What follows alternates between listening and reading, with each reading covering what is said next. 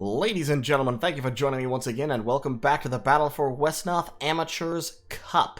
We are beginning round 2. Now, round 2 is a short round, because we had 20 players in the tournament, which means that several players received a bye, and one of those players appears in, I think, each of these matches. So, this match is between Greyr, who we saw he played one game against Perun, and won, as the Northerners, versus Brongue, a new face, as the Drakes. And we are on, I forget what this is called, Howling Ghost Badlands, I think is this map? I feel like it? Or is this Sablestone Delta? I can't remember. On this map, anyway. Northerners versus Drakes. Interesting matchup, very bloody, very much opposite time of day desires in these factions, but the Northerners have Assassins, and Assassins are really, really good at cutting Drakes down to size. In addition, the Northerners just have a lot of damage output, and Drakes have low defense. So for the Drakes to win this matchup, takes a lot of very careful maneuvering, a lot of good time of day attacks, and I would say probably decent use of Saurians. Saurian skirmishers are, I mean, they're key to Drake's strategy in a lot of matchups, but especially in ones like this where they can expect to have massive damage incoming. So let's start us off. We're going to go to, I'm just going to leave full map perspective on. So Northerners start off with a great big recruit, 4 grunts, 2 wolves, and a Naga fighter. The Naga fighter is not a bad idea on this map. There's plenty of water for a Naga to be running around in, so lots of 50% and 60% defense terrain. And a number of swamp villages where the Nagas will have 60% defense as well, so they can serve as a forward village seizing force. And of course, tons and tons of Orcish grunts is never a terrible idea. I would like to see an assassin in this first recruit, but I could see why you wouldn't necessarily want to do that if you're worried about running into undead. Meanwhile, Brongue comes out of the gate real strong with the quadruple Drake fighter recruit. Interesting. 4 Drake fighters and 2 Drake gliders. This strikes me as very aggressive. He may be planning to just go straight in and attack on day 1, even though it's dawn. I don't know. We'll see. Maybe he's... it's possible someone had discussed what the factions were, or maybe he was guessing what his opponent's faction was. I'm not sure. You don't normally see that, though. That's a lot of Drake fighters. Okay, so now he's confirmed he is fighting the Northerners, and retrospectively, the quad Drake fighter recruit. Oh, okay, wait. Actually, hold up. That's why he did it. He did it because by doing it that way, and maybe this would work with other Drake units as well, but doing it this way, every single one of his units landed on a village. So he's very efficiently taken pretty much all of the villages on his side of the map. Whereas you can see, like, the Northerners have 2 villages unclaimed. He only has 1 unclaimed, so he's getting a slight but real income advantage. Okay, maybe that's, guess that's what he was planning to do.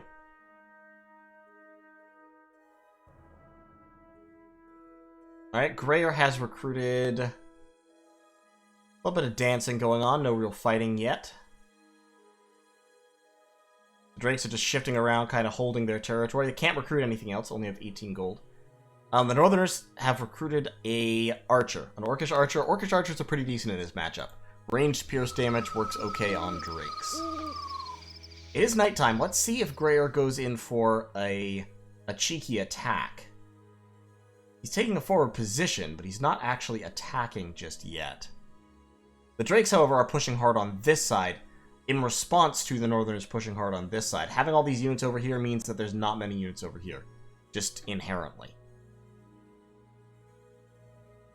We do have some pushy village stealing, but it's already first watch, so they don't have a whole lot of time to be doing that.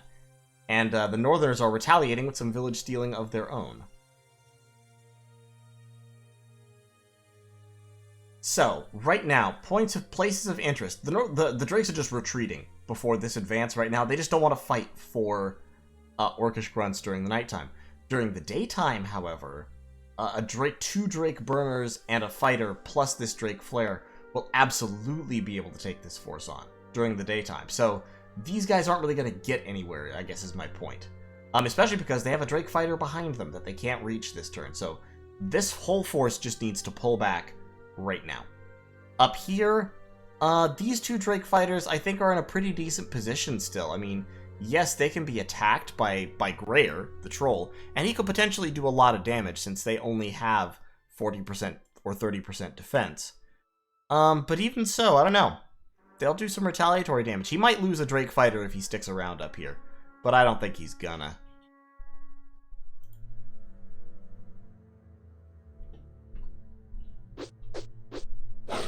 Well, he's certainly not going to lose a fight with rules like that. Oh, well, never mind. Hush my mouth.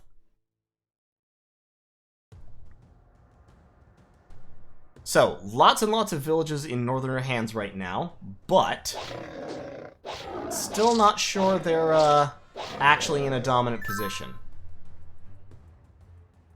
Because as you can see here, the Drakes are just pulling out. They don't have to stand and fight. They're using that mobility, 7 move points on their fighters, plus flying, so they ignore most terrain restrictions. They're just using their mobility to ignore any fight they don't want to take, and pick the fights that they do want to take, which is, it's second watch, they absolutely want to hunt this Orcish Grunt down and kill him.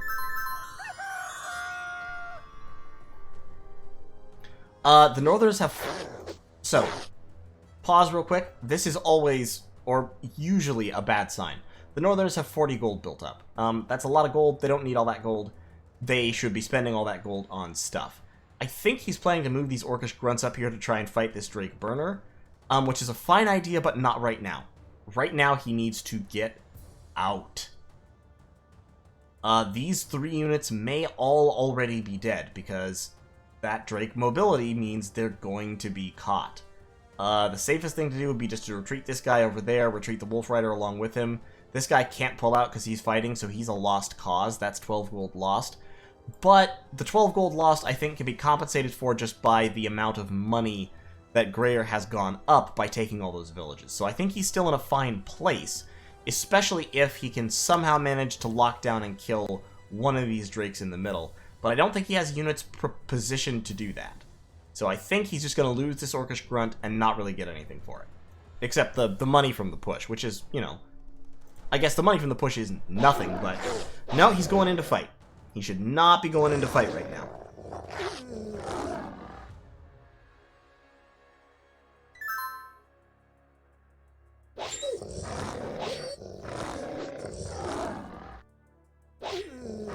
Right, so...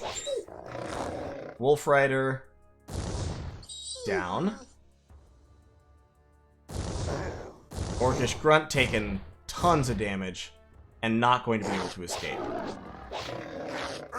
Yep, Grunt down. Okay, so if we pause real quick, it's turn 7. If we look at stats, luck, both sides have inflicted fairly significant damage over what's expected, but the Northerners have lost 2 units and the Drakes have lost nothing. Mobility is a real advantage that has to be carefully taken account of. Just mobility is killer in Wesnoth, as in all strategy games. The Northerners are recruiting a whole bunch more units. They're starting to bring out some Goblin Spearmen, which isn't honestly a terrible call against the Drakes. Goblins are very flimsy. You know, 18 HP. But they do piercing damage, and they have a very weak but extant piercing ranged attack, so yeah, they're not the worst thing. They also don't have any upkeep, so you can have a ton of them without lowering your income at all. Still, I think I would be leaning more towards Orcish Archers myself. Yep, and that Grunt is also going to go, albeit he's being incredibly lucky right now. He just dodged 8 shots from Drake Burners. Yikes. But sadly, Brongue is playing good Wesnoth, meaning that even the very, very good luck of his enemies doesn't really make a difference. However, Greyr might be able to... Okay, Greyr isn't going in for the attack, I guess. If I was him, I would have tried to catch that Drake fighter, do some damage, and force him back.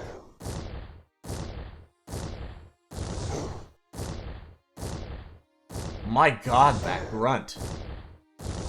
The dodgiest Grunt in the world. Still dead, but it took 4 units 3 turns to kill him. Yikes.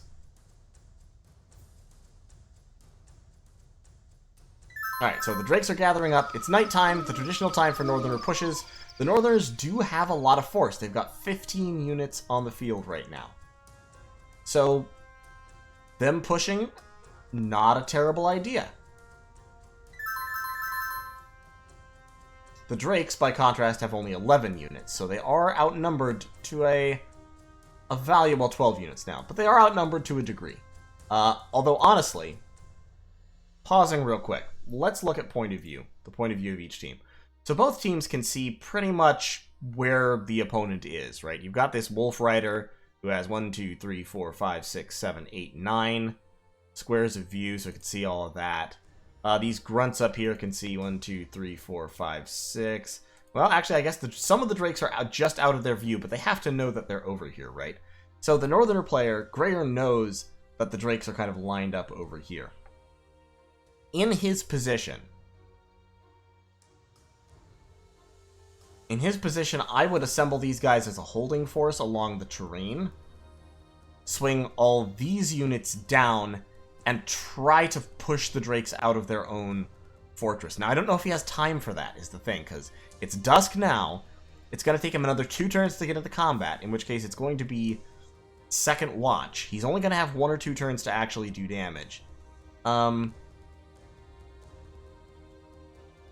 Yeah, I would say right now that Brongue is baiting him to launch this attack. And if he launches this attack, Brongue is probably going to be able to beat him. Just because in terms of money on the field, Brongue has 200 gold worth of Drakes on the field, and Greyr has, I don't think, quite that much in terms of Northerners. I don't think. We'll see how it goes. Let's find out.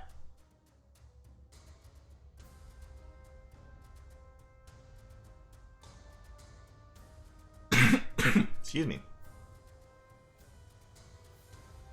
Yeah, the Northerners are gonna be out of time.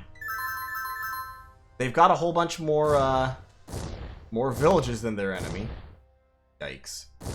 Those Drake burners are really trying, but they are not paying their dues in this game so far.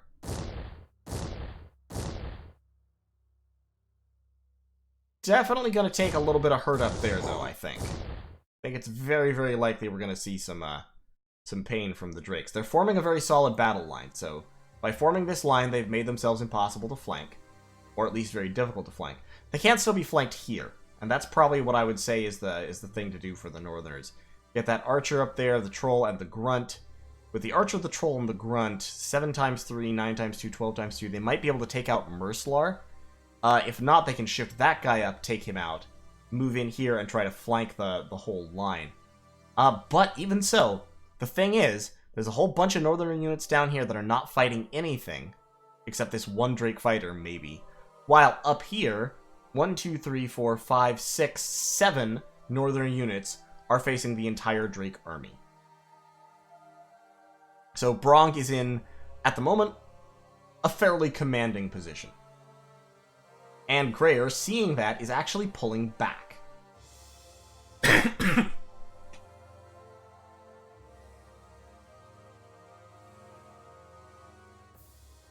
Okay.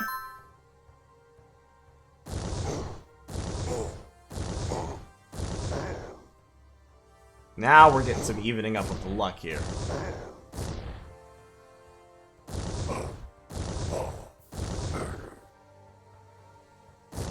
Pulling back was probably strategically the right move, but it does mean that the Drakes are getting to come in with their ranged breath attacks and just get free damage for nothing. You know, they're not paying anything for this damage, and they're maintaining their dominance in terms of numbers and strength while weakening the enemy. So they're not taking any damage, the enemy is taking damage, the situation is not getting better for the Northerners as they retreat, and what's worse, it's about to be daytime, which means the situation is going to get a lot worse very quickly.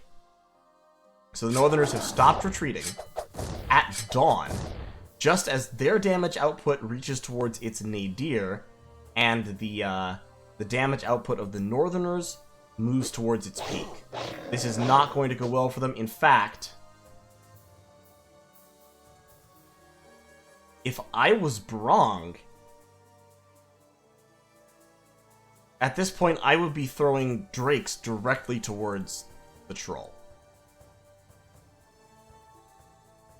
Because he doesn't have, I mean, like, these forces, 1, 2, 3, 4, 5, 6, 7, 8, 9, 10, 11, 12, plus the troll. At daytime, these troops cannot stop these troops. They just can't. And he's got all these units down here that are too far out of position to do anything.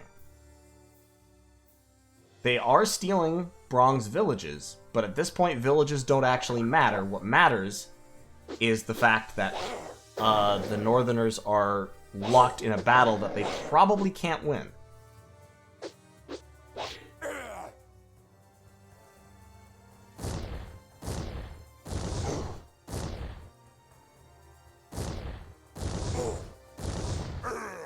Yep.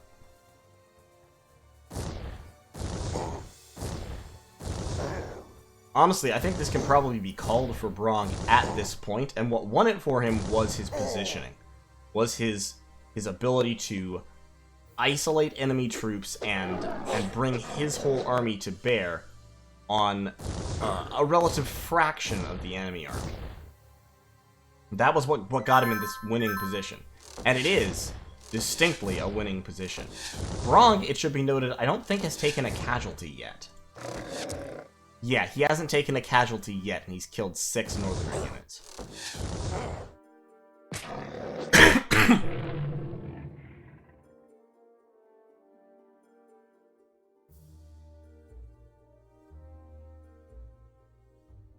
Now, seeing as he has almost no villages, if he were to lose this attack, he would pretty much lose the game. But he's not going to lose the attack. He's just not taking any damage. He's lost 1 unit. Grand total of 1.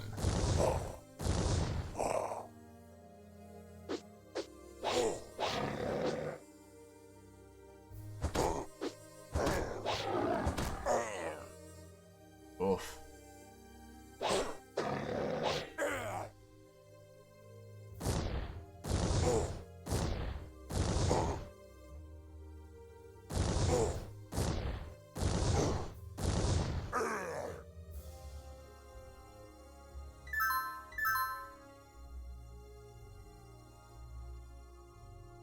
Yeah, the Northerners have the income to replace, like, 2 units around forever, but they need to replace more than that.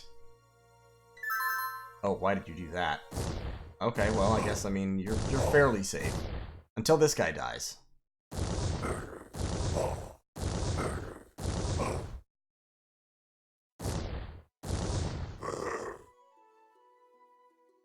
And we've just got level ups all over the shop for the Drakes.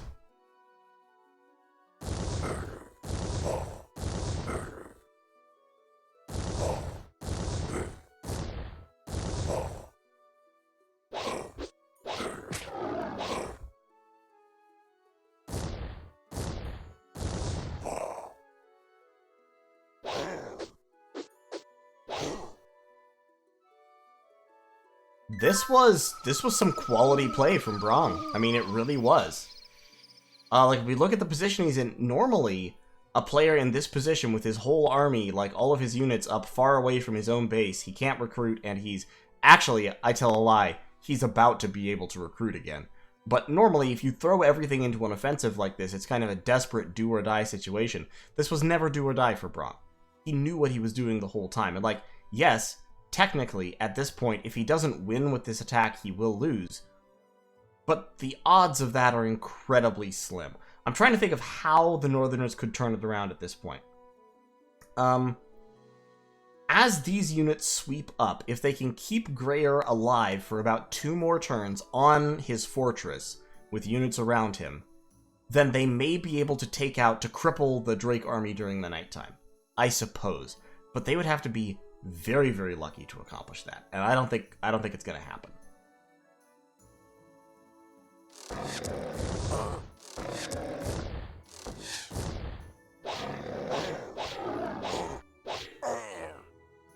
Yeah. Yeah.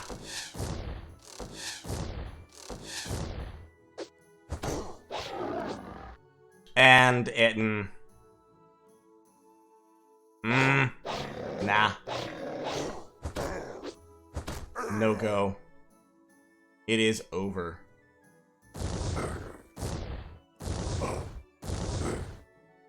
I think in order for Greyr to have a chance at that working, he would have had to just move his units up to block, recruited a full stack more of units, and just taken his lumps. Not tried to counterattack, because as it is, yeah, look. There you go. There you go. Statistics-wise, the Drakes were actually fairly lucky in this game. They inflicted quite a bit more damage than they could reasonably expect. But even so, that was a very good demonstration of how to use Drake mobility to win games. Because if you try to just get into a one-on-one, like, unit versus unit slug out with the Northerners as the Drakes, you'll lose, because your units are expensive, and they pay a lot for their mobility, their defenses are low, they're vulnerable to piercing damage, all that stuff that makes the Drakes kind of hard to use. But the Drakes are fast, and the Drakes have ranged attacks. And that alone gives them that ability to really concentrate force in one area and push it through whatever resistance there is. And you know, he reached the enemy's walls with just a full army that couldn't be stopped. Like I said, in order for Greyr to survive that, it might have been possible if he had taken his units. Let's, I can't go back, it's a replay. If he had, actually, I should be able to, can I, okay. If he, when he was here, if he had just taken his units, packed them up here, and then recruited a solid line of troll whelps or some other tough unit that wasn't going to take a ton, that was going to be able to heal and or resist a lot of damage, he might have been able to survive for another turn and get the rest of his units back to help him. Which would have evened the scales somewhat, because then it would have been nighttime. I don't think even that would actually have saved him, though. I think he was doomed. So, in any case, well played to both players. Let's jump into game 2. This is on Howling Ghost Badlands. We're just going to reset real quick to make sure that the everything's kosher. So we've got Brongue as the Rebels versus Greyr also as the Rebels. It's an Elf-off. An Elven mirror match. Okay. So, Scouts, Fighters, Mage, and a Merman. We've got Archer, Scout, Merman, and no other recruits. So, Greyr is saving his money and moving forward. Those, funnily enough, are not actually villages. They merely look like villages. They are fake villages designed to trick you. And then we got Fighter, Fighter, Archer coming out. Alright. Elf mirror matches are kind of interesting. I mean, both players desperately want the woods. And both players have access to, you know, damage, like magic damage that they can use to, hurt the other even in very good terrain, but I don't know. I mean, the problem with mages is that if mages try to attack elven archers, especially in the woods, terrible things happen to them. Just terrible, awful, no good, very bad things.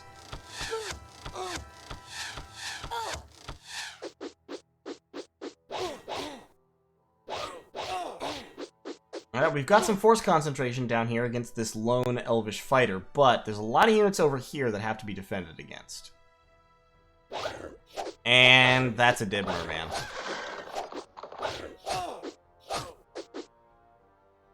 Well, survived one turn. Ooh, very aggressive leader play. Super aggressive. Personally, I would recommend not that aggressive. Yeah, Greyr's really going all in on the offense, and it's not working out for him. Like, just mathematically speaking, like, let's look at the stats for this turn. He got somewhat unlucky this turn. But you kind of have to plan for getting somewhat unlucky, and the fact of the matter is, this elvish fighter has inflicted way more than his own HP in retaliatory damage. He's lost 35 hit points. And all of these units have gotten the shit kicked out of them by this one guy. Absolutely not worth it. Attacking from bad terrain onto really good defensive terrain like that. Given that it's nighttime, I almost would have gone for the mage. We got a scout behind enemy lines over here. Over here, this merman is about to die, and nothing is supporting him. They all rush down here to fight this merman.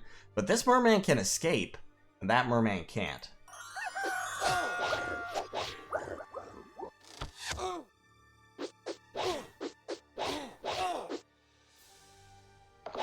Yep.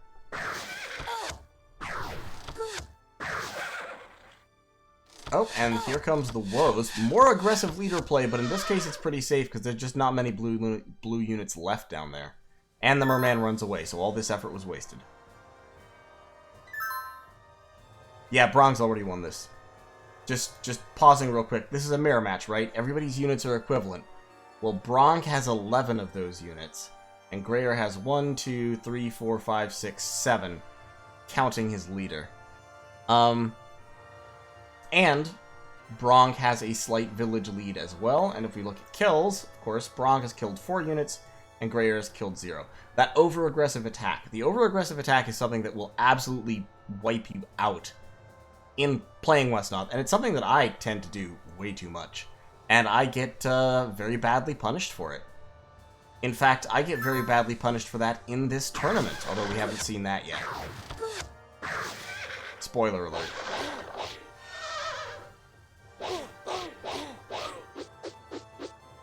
Okay, so that was a decent little attack up there. Sniped out an enemy unit, didn't really lose anything.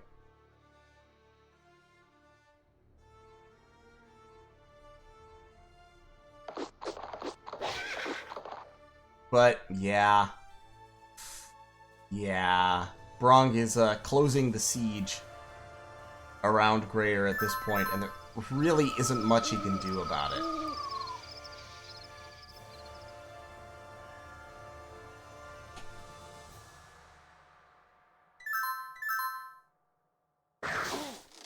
He just doesn't have the units or the mobility to to fight back. Oof.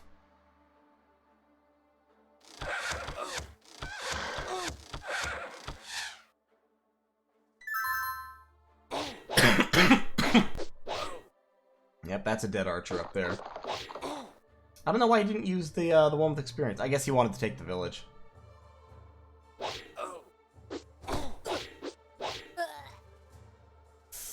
Yikes.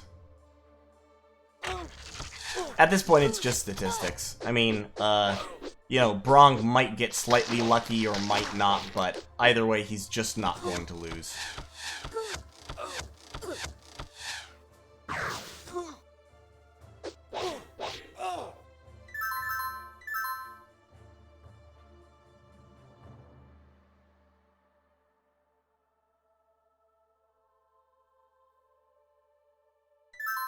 Yep. And we're done. So, that is 2-0 for Brongue. If we look at the stats there. Brongue also got slightly lucky in this match. 3% either way. So that's a little bit of a swing. Not all that much of a swing. The kill counts were also closer in this match, but I would say overall, it was actually a lot more decisive than the last one. The last one, Brongue launched that big attack, which was something of a gamble. This one, there was really no gambling involved. Greyr launched a slightly over-aggressive early attack, lost several units, was then on the downside, couldn't get back from it, and Brongue just kind of tightened the net, closed it up in a business-like way. That's what happened there. It was, you know, nothing unexpected once the first couple of attacks failed. But in any case, thank you so much for watching. Brongue, I feel like, is a player to watch, because he closed those both out in a very, as I said, a very business-like fashion. He did a really, really good job. But so in any case, thank you so much for watching. Look for more of this. Obviously, we're gonna be running the tournament till it's done. So it's gonna take probably another, I don't know, another week or two videos on this to get it finished up, and then we'll start moving on to some more other things as well. Actually, we have some more other things that are going to be coming out on the channel fairly soon. They'll be interspersed with the tournament a little bit because there's some ridiculous stuff going on right now in Dominions 5. But in any case, thank you all so much for watching. I'll see you in the next video of the tournament. Take care.